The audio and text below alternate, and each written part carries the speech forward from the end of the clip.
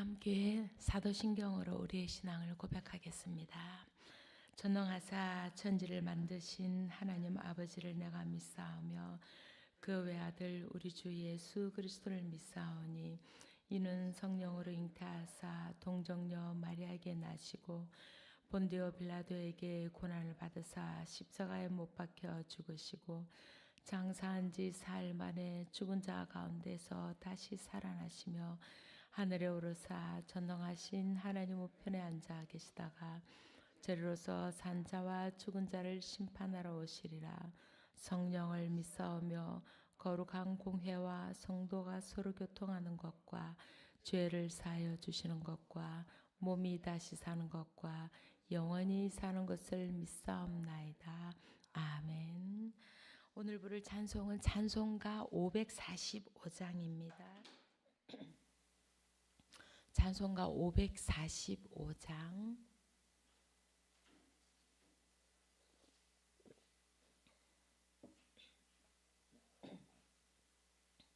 다 함께 찬양하시겠습니다.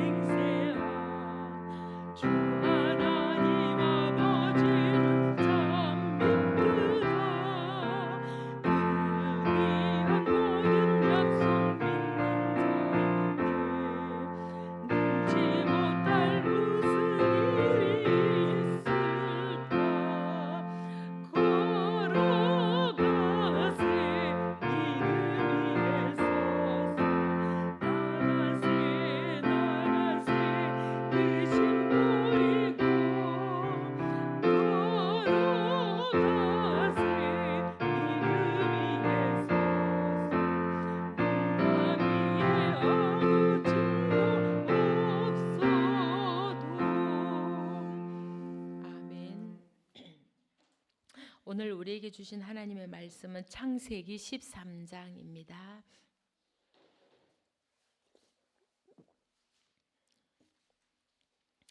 창세기 13장 8절 9절 말씀입니다. 다 함께 한 목소리로 읽겠습니다. 아브라함이 롯에게 말하였다. 너와 나 사이에 그리고 너의 목자들과 나의 목자들 사이에 어떠한 다툼도 있어서는 안 된다. 우리는 한 핏줄이 아니냐. 네가 보는 땅 앞에 땅이 얼마든지 있으니 따로 떨어져 살자. 내가 왼쪽으로 가면 나는 오른쪽으로 가고 내가 오른쪽으로 가면 나는 왼쪽으로 가겠다. 아멘. 네, 새해에도 변함없이 새벽 예배 자리에 오신 여러분께 하나님의 은혜와 평강이 함께 하시기를 빕니다. 네. 새해가 되면 우리는 다시 성경의 첫 장을 펼칩니다. 해가 바뀌면 모든 것이 새로워질 것 같지만 사실 우리의 삶은 그렇게 쉽게 달라지지 않습니다. 여전히 같은 관계 안에 있고 비슷한 갈등을 반복하며 같은 질문 앞에 다시 서게 됩니다. 그래서 우리는 다시 말씀으로 돌아옵니다. 말씀만이 우리가 어디에서 길을 잃었는지를 가장 정확하게 비추어 주기 때문입니다. 창세기 11장까지의 이야기는 인간의 역사이면서 동시에 관계의 역사입니다. 죄는 언제나 관계를 무너뜨립니다. 하나님과의 관계가 깨어지고 형제가 형제를 죽이며 사람들은 함께 이름을 높이기 위해 바벨탑을 쌓다가 결국 흩어지고 맙니다. 죄의 결과는 언제나 같습니다. 관계는 끊어지고 사람은 고립됩니다. 그러나 하나님은 그 절망의 역사 한가운데서 인간을 포기하지 않으십니다. 하나님은 한 사람을 부르심으로 새로운 길을 여십니다. 그 사람이 바로 아브라함입니다. 하나님은 아브라함에게 말씀하십니다. 내가 너로 큰 민족을 이루게 하고 너에게 복을 주어 내 이름을 크게 하겠다. 너는 복의 근원이 될 것이다. 이 말씀은 개인의 성공이나 번영만을 약속하는 말씀이 아닙니다. 하나님은 아브라함을 통해 끊어지고 막혀버린 관계 속에 복이 다시 흐르게 하시려는 뜻을 품고 계셨습니다. 그러므로 복의 근원이 된다는 것은 많이 가지는 사람이 되라는 말이 아니라 하나님을 신뢰하며 관계 한가운데서 이전과는 다른 존재로 살아가라는 부르심입니다. 아브라함은 이 약속을 붙들고 길을 떠납니다. 그의 여정을 따라가다 보면 반복해서 등장하는 장면이 있습니다. 그는 이르는 곳마다 제단을 쌓고 하나님께 예배를 드립니다. 세겜에서도 베델에서도 네겝에서도 그는 하나님 앞에 섭니다. 이것은 믿음이란 예배당 안에만 머무는 것이 아니라 삶의 자리마다 하나님을 주인으로 인정하는 태도임을 보여줍니다. 그러나 믿음의 사람 아브람도 곧 자신의 한계를 드러냅니다. 가나안 땅에 기근이 들자 그는 이집트로 내려갑니다. 그리고 그곳에서 두려움에 사로잡힙니다. 하나님의 약속보다 눈앞의 현실이 더 크게 보였기 때문입니다. 결국 그는 살기 위해 아내를 누이라 말하자는 선택을 합니다. 아브라함은 이집트에 들어가기 전에 사레에게 이렇게 말합니다. 당신은 누이라고 말해 주시오. 그 말은 사레에게도 아브람 자신에게도 결코 쉬운 말이 아니었을 것입니다. 그러나 두려움 앞에서 그는 하나님께 맡기기보다 가장 가까운 사람과 위험을 나누는 길을 택합니다. 그 순간 아브라함은 복의 근원이 아니라 자기 생존을 붙잡은 한 사람이 됩니다. 이 선택은 곧 관계의 균열로 드러납니다. 사레는 남편의 부탁에 응했지만 그 결과는 결코 가볍지 않았습니다. 바로의 집으로 데려가지는 상황 앞에서 아브람은 자신이 지키려 했던 이 생존이 무엇을 대가로 얻어진 것인지를 마주하게 됩니다. 그제야 그는 깨닫습니다. 관계가 흔들리면 삶 전체가 함께 흔들린다는 사실을 말입니다. 그리고 하나님과의 관계도 마찬가지임을 알게 됩니다. 하나님을 신뢰하지 못한 선택은 결국 하나님과의 관계뿐 아니라 가장 가까운 사람과의 관계까지 상처 입힌다는 것을 배우게 됩니다. 그러나 성경은 여기서 멈추지 않습니다. 아브라함의 실패보다 더 크게 드러나는 분이 계십니다. 바로 하나님입니다. 아브라함은 신실하지 못했지만 하나님은 끝까지 신실했습니다. 하나님은 아브라함의 계산 때문에 약속을 거두지 않으셨고 그가 만든 위기 속에서도 사례를 지키시며 관계를 보존하셨습니다. 아브라함은 비로소 자신보다 더 신실하게 관계를 붙들고 계신 하나님을 경험하게 됩니다.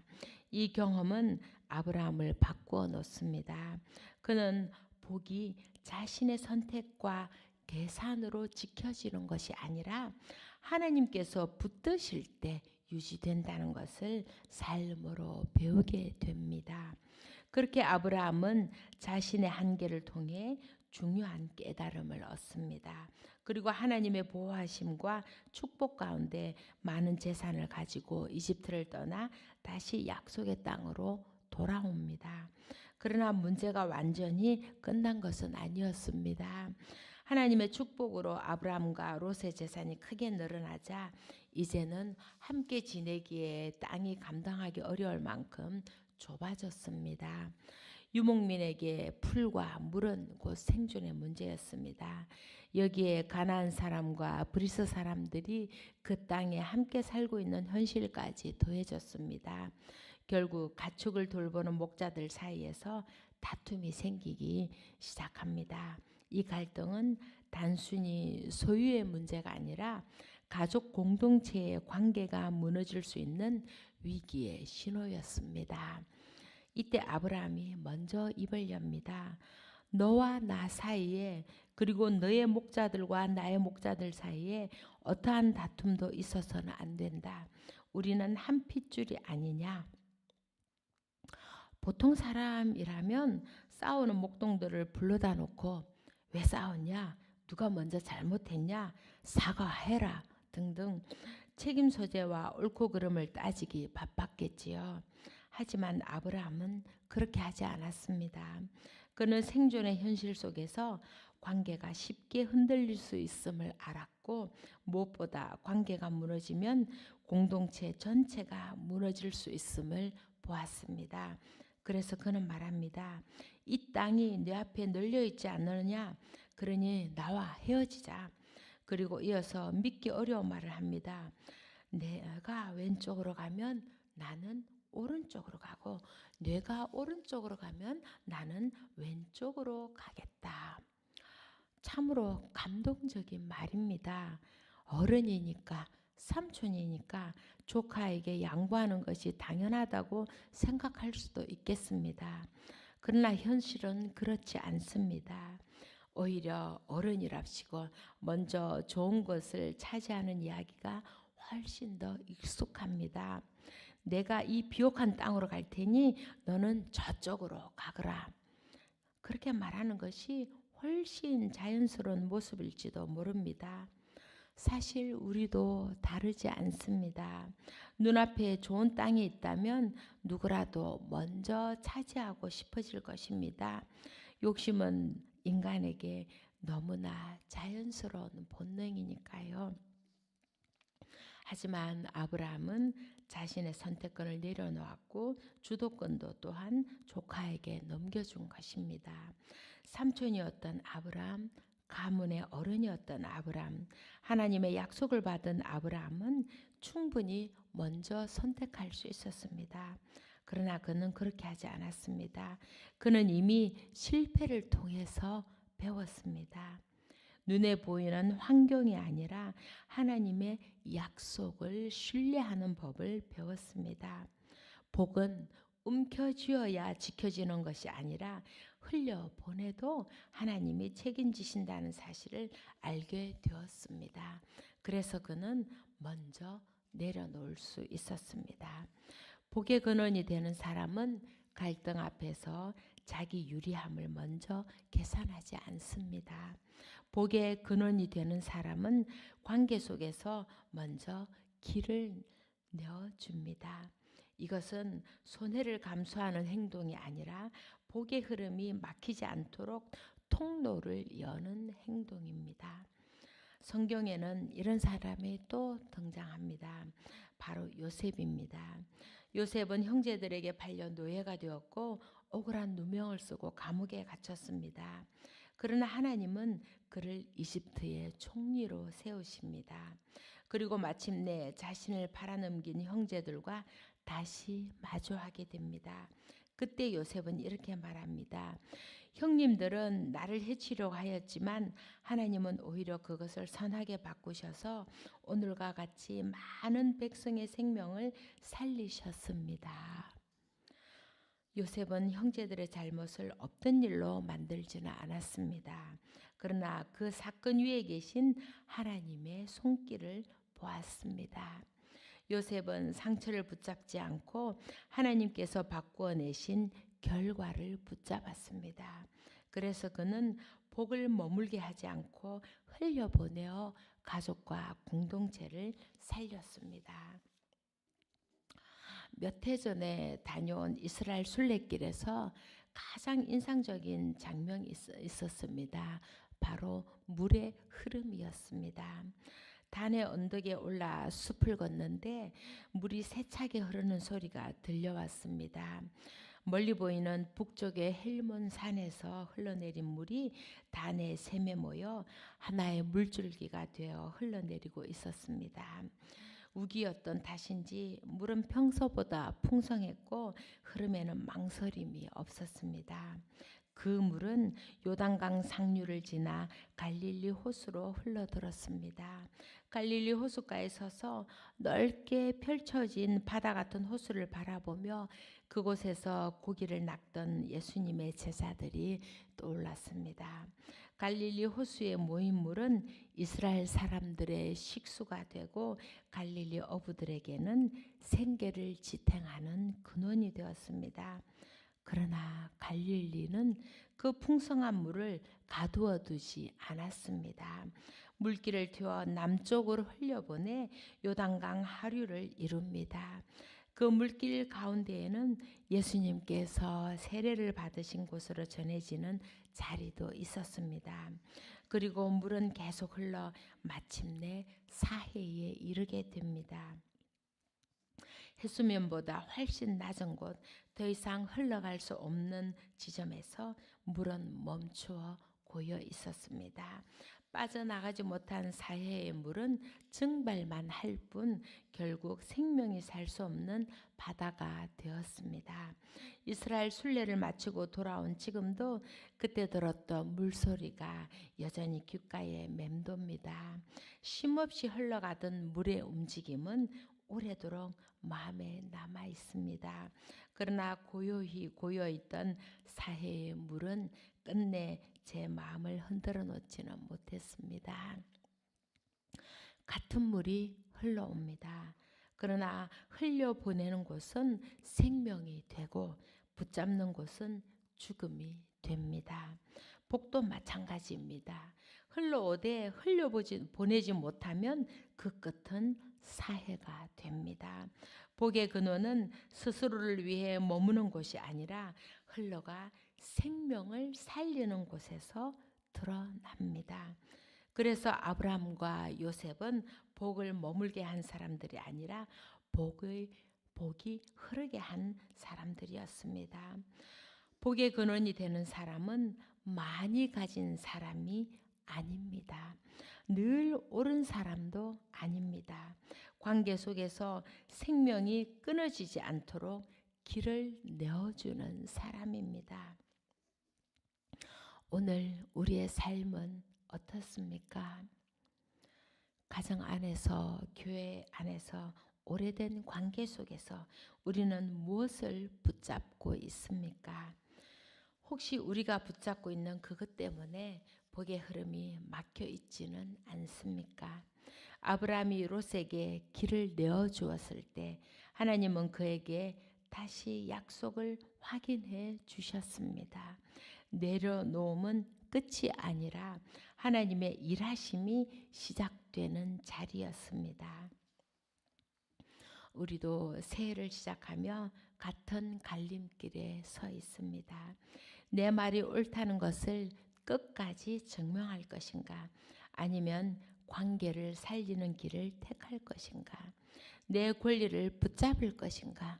아니면 복이 흐르도록 길을 낼 것인가? 우리는 알면서도 두렵습니다. 흘려보내면 내가 비워질까봐, 내려놓으면 내가 무너질까봐 손에 더 힘을 줍니다. 그러나 오늘 하나님이 우리에게 보여주시는 길은 분명합니다. 갈릴리는 물이 많아서 생명이 되는 것이 아니라 흘려보내기 때문에 생명이 됩니다. 사해는 물이 적어서가 아니라 붙잡아 두기 때문에 죽은 바다가 되었습니다. 복도 마찬가지입니다. 하나님이 주신 것이 내 안에 머무는 순간 그것은 생명을 살리지 못합니다. 그러나 흘려보낼 때 비로소 복은 복이 됩니다.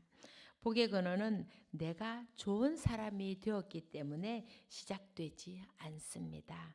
복의 근원은 하나님이 나를 끝까지 붙드신다는 믿음에서 시작됩니다. 그 믿음이 있을 때 우리는 조금씩 흘려보낼 수 있습니다.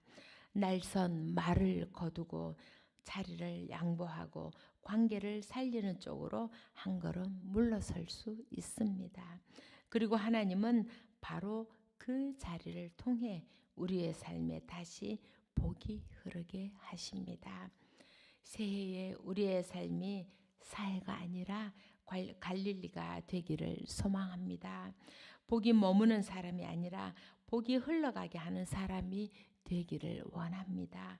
오늘 하나님께서 우리에게 물으십니다. 너는 지금 무엇을 붙잡고 있느냐? 그 질문 앞에서 우리도 아브라함처럼 말할 수 있기를 바랍니다. 당신이 먼저 선택하십시오.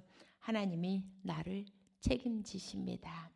그 고백이 있는 곳에 하나님은 관계를 살리시고 공동체를 세우시며 복을 다시 흐르게 하실 것입니다.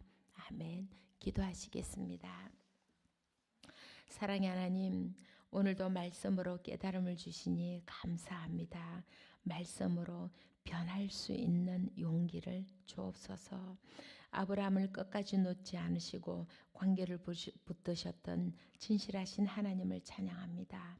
붙잡아야만 안전하다고 믿었던 우리의 마음을 내려놓게 하시고 하나님을 신뢰함으로 관계에 길을 낼 수 있는 믿음을 주옵소서. 우리의 말과 선택이 갈등을 키우는 도구가 아니라 생명을 살리고 관계를 이어주는 통로가 되게 하옵소서. 옳음을 증명하려 애쓰기보다 사랑으로 한 걸음 물러설 수 있는 용기를 허락하여 주옵소서. 주님, 새해를 맞아 우리의 삶이 말씀 앞에서 새로워지게 하시고 어제의 습관과 두려움에 머무르지 않게 하옵소서. 하나님께서 이끄시는 새로운 길을 신뢰하며 날마다 선택의 자리에서 믿음으로 응답하게 하옵소서. 우리의 삶이 사해가 아니라 갈릴리가 되게 하시고 하나님께서 부어주신 은혜와 복이 우리 안에 머무르지 않고 흘러가 가정과 교회와 우리가 서 있는 자리마다 생명을 살리게 하옵소서. 오늘도 내일도 오직 하나님만을 바라보며 살아가는 귀한 신앙의 여정을 걷게 하옵소서. 언제나 우리의 삶을 책임지시는 하나님의 신실하심을 믿으며 사랑이신 우리 주 예수 그리스도의 이름으로 간절히 기도하옵나이다. 아멘. 하늘에 계신 우리 아버지여, 이름이 거룩히 여김을 받으시오며 나라의 임하옵시며 뜻이 하늘에서 이룬 것 같이 땅에서도 이루어지이다. 오늘날 우리에게 일용할 양식을 주옵시고 우리가 우리에게 죄 지은 자를 사하여 준 것 같이 우리 죄를 사하여 주옵시고 우리를 시험에 들게 하지 마옵시고 다만 악에서 구하옵소서. 대개 나라와 권세와 영광이 아버지께 영원히 있사옵나이다. 아멘.